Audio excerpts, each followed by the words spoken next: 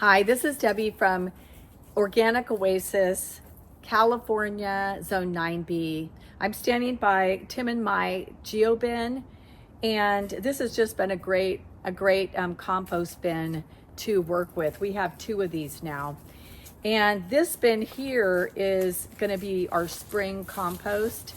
I'll be adding to it probably for another month, and then I'll stop and just let it continue to compost so it's ready in the spring.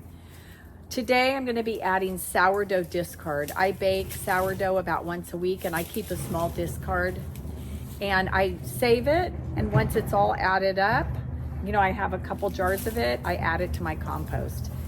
I think it helps to add nutrients and micronutrients to the compost. It helps keep it going. And here we are in Northern California in November. Our night temperatures are dropping into the low 40s. We're expecting to get some high 30s soon.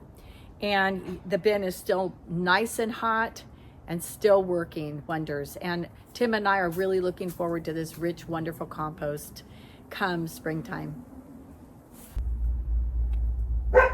As you can see, the temperature is about 115.